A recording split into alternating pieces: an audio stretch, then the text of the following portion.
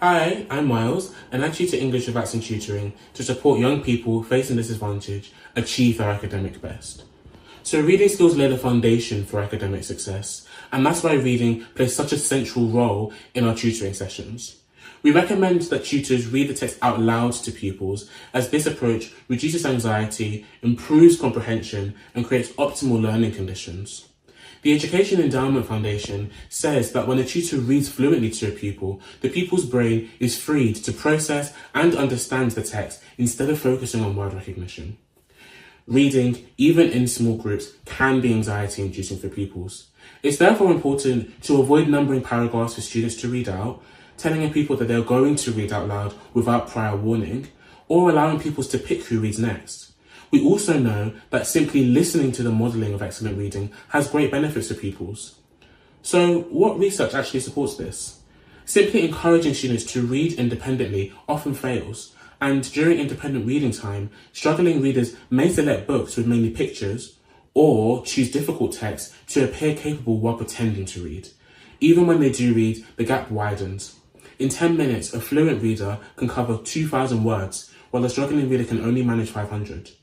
The National Reading Panel identified teacher modelling as a research-proven strategy that improves fluency, comprehension, and achievement.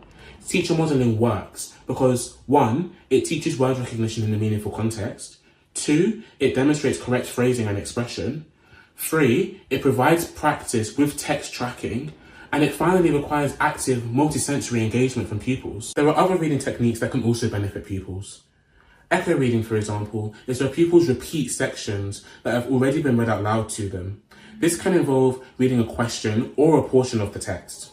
This technique is particularly effective because pupils can imitate the excellent reading that they just heard. There's also paired reading. This strategy is beneficial for pupils with varying reading fluency levels. Pupils take turns reading aloud in segments like alternating sentences or paragraphs, or just rereading what their partner has just read. This approach is well suited for revisiting text elements while answering questions. And then finally, there's timed reading. For fluent readers, you can consider adding a timed element to students' independent reading practice. You can measure how much of an extract they're able to read within a specific time frame, potentially 1 minute, and you can compare that progress to previous sessions. Time management is crucial in reading assessments, so practicing speed reading can significantly benefit pupils. So, in summary, reading the Action Tutoring way is a research-led practice that allows both pupils and tutors to thrive.